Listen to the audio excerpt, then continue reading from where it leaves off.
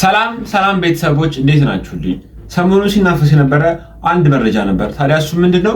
አቡነ ገብርኤል እመቤታችን ድንግል ማርያም ቤዛዊት ማርያም አይደለችም ብለው ብዙዎችን ሲያስቆጣ ብዙዎችን ሲያነጋግር የነበረ አዲስ መረጃ ነው። ታዲያ በዛ ጉዳይ ላይ ቋሚ ሲኖዶሱ ስብሰባ ላይ ገብቶ ነበረ። አዲስ ወጣ መረጃዎች አሉ። እነሱ መረጃዎችን እናያለን። ታዲያ ከእናንተ የሚጠበቀው ምንድነው? ይህንን ቻናል ላይክ እና ሰብስክራይብ ማድረጋችሁን አትርሱ። በእኔ በኩል እመቤታችን ቅድስት ቤዛዊት ማርያም ነች። ታዲያ እናንተስ በዚህ ጉዳይ ላይ ምን ትሉበታላችሁ? እሷን ያላለም ቤዛዊት ማርያም ማንን ልንል ነው? መድኃኒታችን ኢየሱስ ክርስቶስ ለኛ ቤዛችን ነው፣ መድኃኒታችን ነው። ግን እመቤታችን ቅድስት ድንግል ማርያምም ለኛ ቤዛዊት ማርያማችን ነች። አባ ገብረ ኪዳን ያሉትን መልስ ሰምተን ነው። ፍጡር ቤዛ መሆን አይችልም። ይግባችሁ። ቤዛ ማለት ስለሌላ ተላልፎ መሰጠት ማለት ነው። ነይ እምዬ ማርያም ቤዛ ነሽ አሉ ለዓለም። እመቤታችን ቤዛ አይደላችም። ቤዛ ልጇ ነው። አትደንግጡ። ቆይ ቴዎድሮስ መድኃኒት ቤት፣ አስቴር መድኃኒት ቤት ሲባል አይቆጡ። እስቲ ሂድና እዚያ ባለ መድኃኒት አቤት ኢየሱስ ብቻ ነው መድኃኒት ይሄን ዝጋ በለው። እስቲ ሂድና እሱማ ናትክን ይልሃል። እመቤታችን ስለማትልህ ትሳደባለህ ማለት ነው። እኮ ይገርማል። ፓስተሩን ራሱን ተሻለ ብትሉት መድኃኒት ውጭ ተሽሎኛል ይላል። ኢየሱስን ውጣ ሆኖ እንዲሁ እኮ አይደረስ እኮ ነው። እንዲሁ ድንቁርና እንዲህ አድርጎ ቤት ይሰራል። እንዲህ አድርጎ ድንቁርና እንዲሁ ጥበብ ቤቷን እንደሰራች ድንቁርና ቤቷን የሰራችባቸው ሰዎች እኮ ናቸው እነዚህ 7 ምሰሶ የድንቁርና ምሰሶ የቆምባቸው ሰዎች። እንዲሁ እኮ ይገርም። መድኃኒት ክርስቶስ እግዚአብሔር ያሳያችሁ። ኢየሱስ ውሃ የሕይወት ውሃ ነው። ውሃ ጠጣው ሲል ኢየሱስን ተው ውሃ ኢየሱስ ነው አጠጣ ብል እስቲ በል ታጠጣ አይደል? ኢየሱስ ነው ውሃ በል። እኔ የሕይወት እንጀራ ነኝ ብሏል። አይ በቃ እንጀራ አትብላ፣ ኢየሱስ ነው እንጀራ በልና ሳትበላተኛ እስቲ ትሞታለህ ትበላለህ። ይሄን እንዲሁ እኮ አይደረስ እኮ ነው። ክርስቶስ እረኛ ነው። እስቲ ሲጨንቅ ፖሊስ አጠራ። እንዲሁ ድንቁርና እኮ ነው። ይሄን ክርስቶስ ንጉሥ ነው። እስቲ አልገዛም በልና መንግስት የሚያደርግህን ታየዋለህ። ንጉሴ ክርስቶስ ብቻ ነው በልና የጸጋለ የባህር ያለ ክርስቶስ ብርሃን ነው። እስቲ ባትሪ ያልወህድና እንቅፋት ወግሮ ሲጥል እንዲሁ እኮ ነው። የድንቁርና አይደለም ድንቁርና እኮ ነው። ሁሉ ክርስቶስ በተጠራበት ስም እንኳን እናቱ ፀሐይ ተጠርታበታለች። እሱ ብርሃን ነው። ፀሐይ ባቅሞን ብርሃን ናት። ላቅሞ ባትሪ ባቅሞ ባትሪ ኮከብ ብርሃን ተብሏል። ተመልከቱ ማለት እኔም አባ ተባልኩ እግዚአብሔርም አባ። ይገርማል እኮ አይከፈውስ አባ ብለን የምንጠራበትን የልጅነት መንፈስ ሰጠና አይተባል። አብርሃምም አባት እግዚአብሔርም አባት። ከዚህ በላይ ቃል ስለሌለን ማለት ዳዊትም ንጉስ እግዚአብሔርም ንጉስ። ዳዊትስ ጥሩ ነው። እና ጀሬም ንጉስ እግዚአብሔርም ንጉስ በአንድ ስም ማለት ነው። እግዚአብሔር እንደዚህ ስለተጠራ ልብ ብላችሁ ስሙ። እግዚአብሔር እንደዚህ ስለተጠራ ሙሴም አምላክ እግዚአብሔርም አምላክ። ሙሴ የፈርዖን አምላክ ነው ዘጸአት 7:25 ላይ እግዚአብሔርም አምላክ ሙሴም አምላክ። አሁን ሙሴ እግዚአብሔር ነው አይደለም? እግዚአብሔርም ጌታ አብርሃምም ለሚስቱ ጌታ። ቅዱስ ጴጥሮስ ሳራ ባሏን ጌታ የተለው ነበር ጌታ። አሁን አብርሃም እግዚአብሔር ነው አይደለም? ቅዱሳን እግዚአብሔር በተጠራበት ስም ስለተጠሩ። እሺ ቤተሰቦች ሁላችሁም እንደሰማችሁት ነው። አባ ገብረ ኪዳን በትንታኔ በስነ ስርዓት ለሁላችንም በሚገባን ቋንቋ አብራርተው ነግረውናል። ታዲያ ትክክለኛ መልስ ይሄ ነው።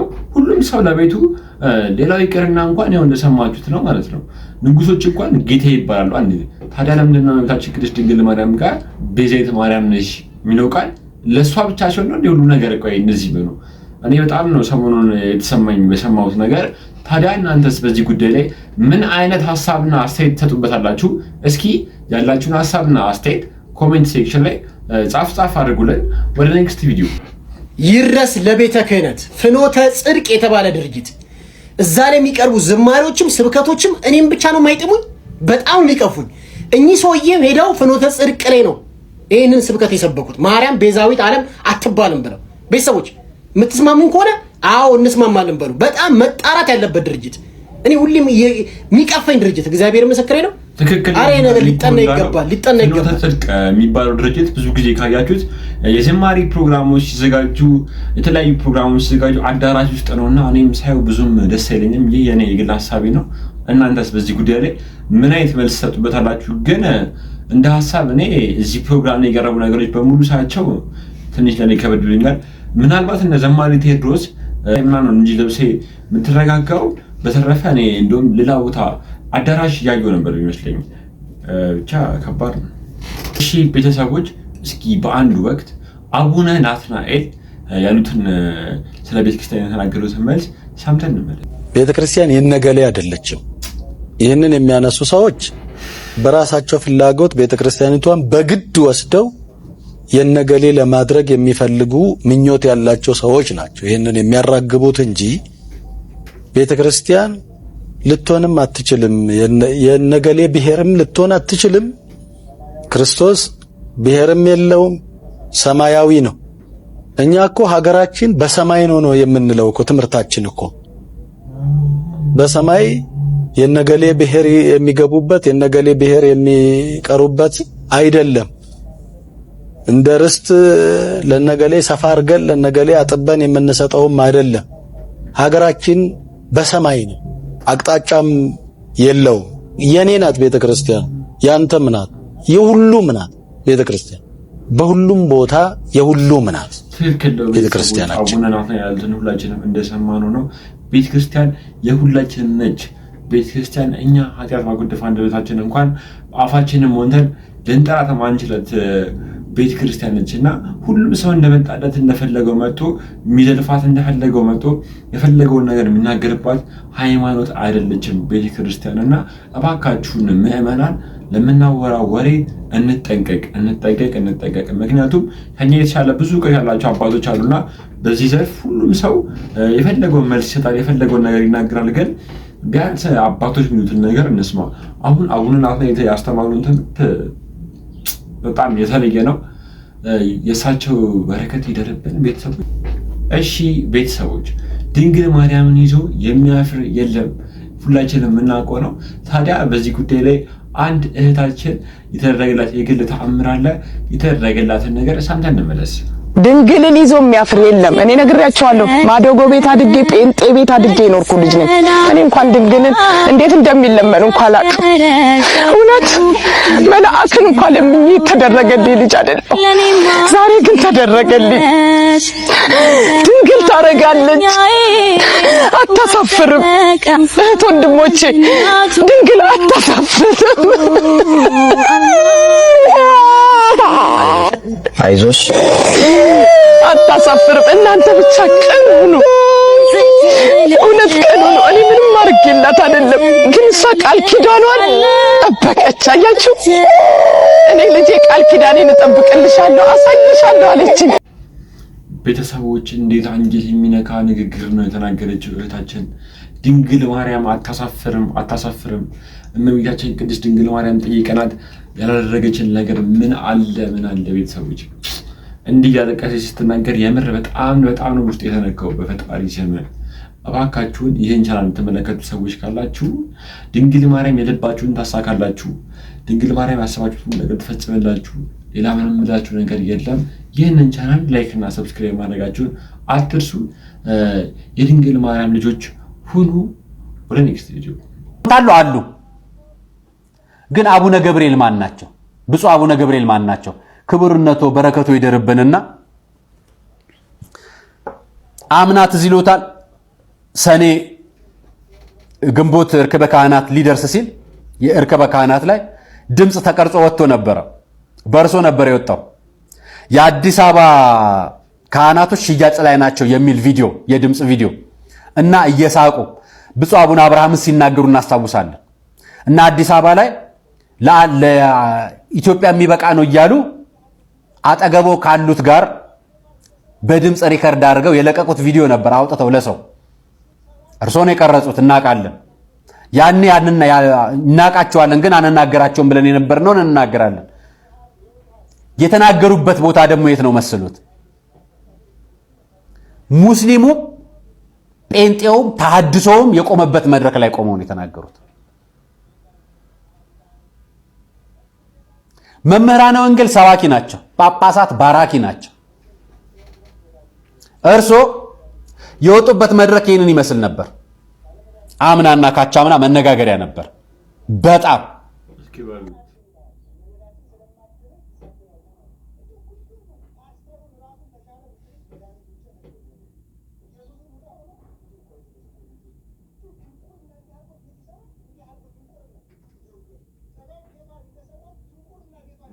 ፍኖተ ጽድቅ ሁለተኛውን መርገም ይዞልን መጣ። ይሄኛው መርገም የተከለለበትን እየገለጸው እየመጣ ነው። አሁንም አልተውም ማለት ነው።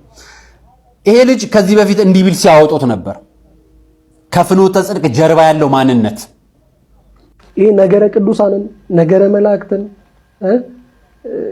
ጭራሽ መማር አችልም። ጭራሽ ውስጥ አዳራሹ ላይ ማስተማር አችልም። ዝማሬዎቻቸውንም በአጠቃላይ ማለት ነው። ለምን ብለህ ስትጠይቅ ብዙ ቤተ እምነት ተከታዮች አሉ። ዋቂ የፈታው ሙስሊሙ ፕሮቴስታንቱ አለ እንዴ አልኩ። የሆነ ሰዓት ላይ ቤቱ ምንድነው? ምን አይነት አገልግሎት ለማድረግ ነው? ለማገልገል ነው ይሄ ቤት የተከፈተው። ዋንኛ ዓላማው የማንን አስተምሮት ለመግለጥ ነው። ይሄ ለራሴ ግራ አጋባለሁ። ኢቭን ታድሶ የሚባለውንም ስሙን ያወቅኩት 2010 ላይ ዲላ ማምላክ ዲላ ነው ያወቅኩት። ጭራሽ አላውቅም። ማህበረ ቅዱሳን እነዚህ ሁሉ መድረኮች በፍኖተ ጽድቅ ላይ እንዲፈቀዱ አይፈልግም። ስለ ቅዱሳን፣ ስለ ሐዋርያት፣ ስለ ሌሎቹ ምስክርነት አይፈልግም። ለምን በዚህ ጉዳይ ተበጥብጦ ማህበራዊ ሚዲያ ተፈውዞ አባቶች በአደባባይ ተናግረውበት መናገራቸውን ላሳያችሁ። እኛ አባት ሲናገሩ ስሟቸው በማስረጃ እንንገራችሁ ብዬ ነው። በመጀመሪያ የሆነው እግዚአብሔር ለዚህ ሁሉ መነሻ ምክንያት የሆኑንን ሰው ፈጥሮ እኚህን አባት አስታወሳችኋቸው? ባለፈው ኤሊባቡር ላይ ፕሮቴስታንቶች ገብተው አብረው ታቦት እንዲሸኙና አውደ ምሕረት ላይ እንዲሰብኩ ያደረጉትን አባት አጠገባቸው የቆሙትን አሁን እስር ቤት የሚገኙትን ቀሲስ በላይን አስታወሳችኋቸው? የፍኖተ ጽድቅ ምስክር ነበሩ። እሺ ቤተሰቦች ሁላችሁም እዚህ ጋር እንደሰማችሁት ነው። ታዲያ በዚህ ጉዳይ ላይ ምን አይነት ሐሳብና አስተያየት ተሰጥበታላችሁ? እስኪ ያላችሁን ሐሳብና አስተያየት ኮሜንት ላይ ጻፍ አድርጉልን። ወደ ኔክስት ቪዲዮ ነይ እምዬ ማርያም ቤዛ ነሽ አሉ ለዓለም። እመቤታችን ቤዛ አይደላችም። ቤዛ ልጇ ነው። አትደንግጡ። ቤዛ ልጇ ነው። ነይ ቤዛ ነሽ አሉ ለዓለም ተብሎ አይሰበክም። በምግባር ጸጥሬ ችግር የለብኝ። ሰው ሰረቀ፣ አመነዘረ፣ ዋሸ፣ የነሳ ይገበል ጭቃ ነው፣ አዋራ ነው፣ ይራገፋል። እኔ ድንግል ማርያም ላይ አፉን የሚከፍት ልጋጋም መታገስ ይከብደኛል። ማርያምን ነው የምላችሁ። እኔ ያመንዝር፣ ስጋው አሸነፈው፣ ይጠጣ፣ ስጋው አሸነፈው፣ ይስረቅ፣ ስጋው አሸነፈው። ምን ብሎ ይስደባት? እሷልሽ ምን በደለችው? በተሰደደች፣ በተራበች፣ በተጠማች መስቀል ላይ የተቸነከረች አይታ እየየበላ ለኛ ህይወት በሆነች ምን አጠፋችና ነው የምትሰደው? ነው ለመናገር እሺ ቤተሰቦች እዚህ ጋር እንደሰማችሁት ነው መጋቢ ሐዲስ ዓለማየሁ ስለ እመቤታችን ስለ ቅድስት ድንግል ማርያም የሰጡት መልስ በጣም እኔን ያስደስተኝ ነበር። ታዲያ እናንተንስ ይሄ መልስ እንዴት አያችሁት? እስኪ ያላችሁን ሐሳብና አስተያየት ኮሜንት ላይ ጻፍ አድርጉልኝ። ወደ ኔክስት ቪዲዮ። ጸጋን የተመላሽ ሆይ ደስ ይበልሽ እግዚአብሔር ካንቺ ጋር ነውና። ያ የሰማይ መልአክ ነው ይሄን ያለው፣ ገብርኤል ነው ይሄን ያለው፣ ተራ ሰው እንዳይመስላችሁ። ጸጋን የተመላሽ ሆይ ደስ ይበልሽ ያልነው ከዚህ ተምረን ነው። ገብርኤል አስተምሮን ነው። እኛ ፈጥረን እንዳይመስላችሁ። ከነቢያት ሄደህ መስክር የተባለ አይደል። ከሰማይ ከመላእክት ወገን ገብርኤል ሄደና ከሴቶች ሁሉ ተለይተሽ አንቺ የተባረክሽ ነሽ አለ። እንዴት ደስ ይላል! አንተ ንጽሕት ናት፣ ቅድስት ናት። እንዴት አይነት አኗኗር እየኖረች እንደሆነም ታውቃለች። እሺ ቤተሰቦች እዚህ ጋር ደግሞ አባታችን ለእመቤታችን ለቅድስት ድንግል ማርያም ስለ አማላጅነቷ ስለ ብጽዕትነቷ አብራርተው ነግረውናል። እስኪ ወደ ኔክስት ቪዲዮ። ለምንድነው ግን በአቡነ ገብርኤል እንደዚህ የተገረማችሁት? ለምንድነው እንደዚህ የተደነቃችሁት? አቡነ ገብርኤል ማለት እኮ የመጡበት መንገድ የቤተ ክርስቲያናችን ቀኖና ተሽሮ ተጥሶ እንደሆነ እኔ ሳልሆን ብፁዕ አቡነ አብርሃም የተናገሩትና የመሰከሩት ጉዳይ ነው።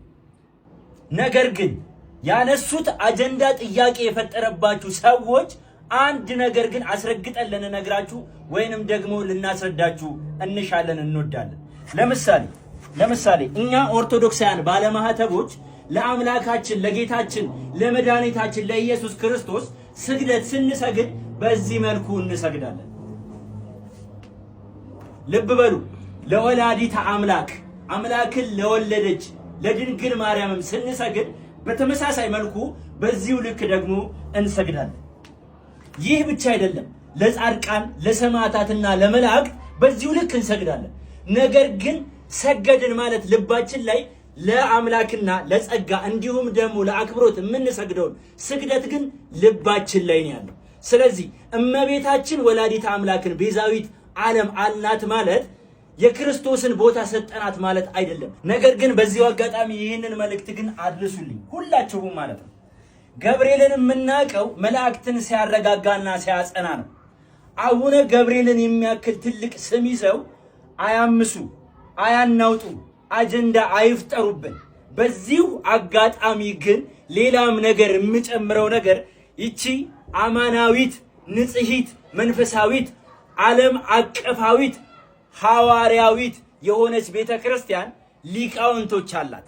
በሚገቦት ልክ በሚገባዎት ልክ በጣም ብዙ መልስ ሊቃውንቱ ስለሰጡ እኔ እዛ ላይ የምጨምረው ነገር ግን በፍጹም አይኖርም። ኦርቶዶክሳውያን እመቤታችንን ቤዛዊት ዓለም እንበላት፣ ጠላት ይቃጠል። ሁላችሁም ኮሜንት ላይ ወላዲተ አምላክን ቤዛዊት ማርያም፣ ቤዛዊት ማርያም፣ ቤዛዊት ማርያም እያለን እንጻፍ። ፍኖተ ጽድቅ የተባለው ምንድነው? እንግዲህ ሚዲያ ነው አላውቅም፣ ተቋም ነው ምንድነው? ግን ብዙ ሰዎች ላይ ፈተና እያመጣ ነው። ይሄን መርሳት የለብንም። እኔ ይሄ ቻሌንጅ ይሄ ፈታኝነት መቼ ነው የሚያቆመው ነው እና ፍኖተ ጽድቅ አሁን ወደፊት ተስፋ ሆኖ ነው የሚቀጥለው ወይስ ስጋት ነው? ለሰዎች ለብዙ ሰዎች ስጋት፣ ጭንቀት፣ ኮንሰርን ጉዳይ ሆኖ ነው የሚቀጥለው ወይስ ሰው ልብ ርፍ ብሎ አምኖ የሚሰማው ነው? መቼም ለህዝባችን ስጋት፣ ጭንቀት የሚያንሰው አይመስለኝም። በቂ አለ። ፍኖተ ጽድቅ ተጨማሪ ስጋት ነው ወይ አሁን የሚሆነው? የሚጠራጠሩ የሚጨነቁ ብዙ ሰዎች አሉ። ብዙ ሰው ፍኖተ ጽድቅ ሲባል ውዝግብ ምንድነው? ያለየለት ነው? ኦርቶዶክሳዊ ነው አይደለም የሚል ብዙ ውዝግብ አለ። ይሄ ይጠራል ወይ ነው? አሁን ወንድማችን ጸጋዬ በጣም ብዙ ነገር ታደርጋለህ፣ ግን ይሄ አንዲትን ነፍስ ከማግኘት ከማጣት ጋር የሚነጻጸር አይመስለኝም። ምንም የክርስቶስ የሞተለትን ምንም አይነት ሚሊየን ቢሊየን ቢሰጠው ዋጋ ሚዛኑ እንደማይሆን ይታወቃል። ይቅርታ ቁጭ በል አቆምኩ። በጣም ይቅርታ። እና የፍኖተ ጽድቅ ጉዳይ በጣም አሳሳቢ ነው። አሁንም ወደፊት የሚሰራው ስራ ያን ስጋትነቱን የሚፈታ ካልሆነ በጣም አስቸጋሪ ነው የሚሆነው። ወንድማችን ጸጋዬ እባክህ ከዚህ በኋላ ቤተክርስቲያን ያለው ችግር ያለው አወዛጋቢና የሚያሳቀቅ ነገር ይበቃል። ስለዚህ ፍኖተ ጽድቅ ተጨማሪ አሳቃቂ እንዳይሆን እኔ ተማጽኖም ነው የማቀርበው ዛሬ። ስለዚህ ወንድማችን ጸጋዬ እኔ ብታደርግ ብዬ የማስበው አንደኛ ፎከስ ብታደርግ አንተ ወይ ይሄ ድርጅቱ ስራው ኢንቨስትመንቱ ላይ ያተኩር። እሱ በጣም ትልቅ አገልግሎት ነው። ይሄን ሁሉ ድጋፍ የምታደርገው ስራ ቢኖር ገንዘብ ቢኖር ነው። አንድ ሰው ሁሉ ሊሆን አይችልም። ስለዚህ እዛ ላይ እኔ ፎከስ ብታደርግ ፍኖተ ጽድቅ አሳሳቢ ትኩረት የሚፈልግ ነገ ወደ መልካምም ሚዲያ አድርጎ ብዙ ሊሰራ የሚችል አለዛ ደግሞ ሌላም አደጋ ሊያመጣ እንደሚችል ሆኖ ነው የሚሰማኝ። ወንድማችን ጸጋዬ ማነሳልህ እንዲህ እኔ እንደዚህ ሰፊ ጉባኤ ይሆናል ብዬ አላሰብኩም ነበር። እንዲህ አይነት ነገሮች በጥቂት እንትን ቢሆኑ ጥሩ ነበር። ግን ጉዳዩ ጉባኤ ላይ ስለወጣ መልካም ድርጊቶች ኦፍሴት አይደራረጉም። አንዳንዴ ለገዳማት፣ ለሀገረ ስብከቶች ይሄ በጣም ስቱመች የምታደርገው ጥሩ ነው። ግን ይሄ በሚዲያ የሚተላለፈው ትምህርት፣ ዝማሬ ያ እዛ ውስጥ ያለው ነገር ኦርቶዶክሳዊ የመሆን ችግር ካለበት ያ መልካም ስራው ያን አያጠፋፋውም። ፍራክሽን አይደለም፣ ሂሳብ አይደለም መንፈሳዊ አገልግሎት። ስለዚህ አንዳንዴ ብዙ ችግር ራሳችንን እንዳናይ የሚያደርጉት ነገሮች በተለይ ትንሽ ሳንቲም ሀብት ሲኖር ሀብቱ ይሰጣል፣ ገንዘቡ አመስጋኝ ደግሞ አይጠፋም። ስለዚህ እነዛ የሚያመሰግኑን ሰዎች ራሳችንን እንዳናይ ማንነታችንን እንዳንረዳ ይሸፍኑናል። ስንሄድ እነዛ ቅዱስ ነው የሚሉን አንተማ በቃ ምን ቀራ አይነት እነዛ ያ አይደለም። ኦፍሴት አይደራረግም። ጥሩ ነው ጌታ እንዳለ ይህን ሳትተው እንዳለ። ግን በፍኖተ ጽድቅ ላይ ያለው ስጋት በጣም አሳሳቢ ነው። እሺ ቤተሰቦች እንደሰማችሁት ነው ሁሉንም ነገር። እኔ ምንም ማለት አልችልም። እናንተ ያላችሁን ሀሳብና አስተያየት ኮሜንት ላይ ጻፍ አድርጉልን። በዚህ ጉዳይ ላይ ያላችሁን እውቀት አሳዩኝ። ወደ የክርስቶስ ፍቅር መለኪያው ምን ያህል ነው? ልጆች ሆነን ትዝ ይላችሁ ከሆነ ምናልባት እኔ ብቻ ይሆናል የገጠመኝ አላቅም፣ ወላጆቻችን ወይ ታላቆቻችን ትወደኛለህ ትወጂኛለሽ ይሉና አዎ ስንላቸው ምን ያህል ይሉናል። ይህን ጊዜ እጃችን እንደዚህ ዘርግተን ይህን ያህል ብለን የምናሳየው ነገር አለ። ቅዱስ ጳውሎስ የክርስቶስን ፍቅር በዚህ መልኩ ለመለካት የሞከረበት አንድ ቦታ ያለ ይመስለኛል። የሐዋርያው የቅዱስ ጳውሎስ መልእክት ወደ ኤፌሶን ሰዎች ምዕራፍ 3 ከቁጥር 18 ላይ ከቅዱሳን ሁሉ ጋር ይልና ስፋቱና ርዝመቱ ከፍታውም ጥልቀቱም ምን ያህል መሆኑን ለማስተዋል ከመታወቅም የሚያልፈውን የክርስቶስን ፍቅር ለማወቅ ትበረቱ ዘንድ ይላል ቅዱስ ጳውሎስ። የክርስቶስ ፍቅር አንደኛ ከመታወቅ የሚያልፍ ነው አለ፣ ከአይምሮ በላይ ነው፣ ለማሰብ ራሱ የሚከብድ ነው የክርስቶስ ፍቅር አለ። ሁለተኛው ግን ከፍታውና ስፋቱና ርዝመቱ፣ ከፍታውና ጥልቀቱ አለ። የክርስቶስ ፍቅር ስፋቱ ምን ያህል ነው? ርዝመቱስ ምን ያህል ነው? ከፍታው ምን ያህል ነው? ጥልቀቱስ ምን ያህል ነው? ፍቅርስ ይህን ያህል ምን ያህል ረጅም ነው ተብሎ ሊለካ ይችላል? ፍቅር ከፍታው ምን ያህል ነው? ጥልቀቱ ምን ያህል ነው? ምን አይነት አገላለጽ ነው ቅዱስ ጳውሎስ የተጠቀመው? በእርግጥም የክርስቶስን ፍቅር ለመግለጽ በጣም ጥሩ ቃላት ናቸው እነዚህ ቃላት። የክርስቶስ ፍቅር ስፋቱ ምን ያህል ነው ካላችሁ መስቀል ላይ እጁን ዘርግቶ ተመልከቱት። ዓለምን በሙሉ ለማቀፍ እጁን የዘረጋ ይመስላል። የክርስቶስ ፍቅር ስፋቱ የዓለምን ሁሉ ሕዝብ የማቀፍ ያህል በተዘረጋ እጅ ነው። የፍቅሩ ስፋት ያን ያህል ነው። ርዝመቱስ ካላችሁ ለዘላለም ነዋ፣ ዘላለማዊ ነው። ከዓለም አስቀድሞም ዓለም ከተፈጠረ ወዲህም ዓለም ካለፈ በኋላም የሚቀጥል ዘላለማዊ ፍቅር ነው። ታውቃላችሁ ፍቅር ቆይቶ ቆይቶ ያልቃል። የክርስቶስ ፍቅር ግን ርዝመት አለው። ገና ከዚህም በኋላ ይወደናል። ያለምንም ምክንያት ነው የወደደን። ዓለሙን እንዲሁ ወዷል ነው የሚለው አይደለ? እግዚአብሔር አንድያ ልጁን እስኪሰጥ። ልብ አድርጎ እኛ እንዲሁ የምንጠላቸው ሰዎች አሉ እኮ ያለ ምክንያት፣ ኮንዲሽናል ባልሆነ ምክንያት ባልሆነ ሪዝን የምንጠላቸው ሰዎች አሉ። እግዚአብሔር ግን እንዲሁ ነው የወደደን። እስከ መቼ? ርዝመት ያለው ነው የክርስቶስ ፍቅር። ርዝመቱ ያን ያህል ነው። ቀጥሎ ምን አለ? ከፍታውና ጥልቀቱ አለ። የክርስቶስ ፍቅር ከፍታ አለው። ምንድን ነው ከፍታው? የሰውን ልጅ በእግዚአብሔር ዙፋን እስከ ማስቀመጥ ነዋ። እስከ እግዚአብሔር ቀኝ እስከ መሆን ድረስ ነው። የሰውን ስጋ፣ የሰውን አካል፣ የሰውን ባህሪ ያከበረበት ከፍታ እስከ እግዚአብሔር ዙፋን እስከ ማስቀመጥ ነው። ጥልቀቱስ ምን ያህል ነው ካላችሁ እስከ ሲኦል ድረስ ወርዶ ነፍሳትን እስከ ማውጣት ድረስ ነው። ስለዚህ ጥልቀት አለው፣ ስፋት አለው፣ ከፍታ አለው፣ ርዝመት አለው። ይህንን አለካክ ስታዩት ምን ይሰራል? መስቀል ነው የሚሰራው። ከፍታ አለው፣ ጥልቀት አለው፣ ስፋት አለው። በዚህ የምናየው መስቀሉን ነው። ስለዚህ የመስቀሉን ምልክት እንደ ቀስት ቁጠሩት። የክርስቶስን ከፍ ያለ እስከ ሰማይ ዙፋን ድረስ ሰውን ማስቀመጥ ፍቅር አሳይቶናል። እስከ ማስቀመጥ እስከ ሲኦል ወርዶ ነፃ እስከ ማውጣት አሳይቶናል። በተዘረጋ እጆች ደግሞ ለሁሉ ሰፊ የሆነ ፍቅር አሳይቶናል እና ቅዱስ ጳውሎስ በመስቀል ቅርጽ ሊታይ የሚችል ቃል ነው የተናገረው። ከመታወቅ የሚያልፈውን የክርስቶስን ፍቅር ለማወቅ ትበረቱ ዘንድ በአብ ፊት እንበረከካለሁ ብሏል። ቅዱስ ጳውሎስ ስለኛ በእግዚአብሔር ፊት እየጸለየ ነው፣ ይህ ፍቅር እንዲገባን ማለት ነው። እግዚአብሔር ፍቅሩን በልባችን ይሳልብን። እሺ ቤተሰቦች፣ በስተመጨረሻም ይህ የቪዲዮ ማብቂያ ደርሷል። ታዲያ ይህን ቪዲዮ ተመለከቱ ሰዎች ድንግል ማርያም አታሳፍርም። ድንግል ማርያም ቤዛዊት ማርያም ነች።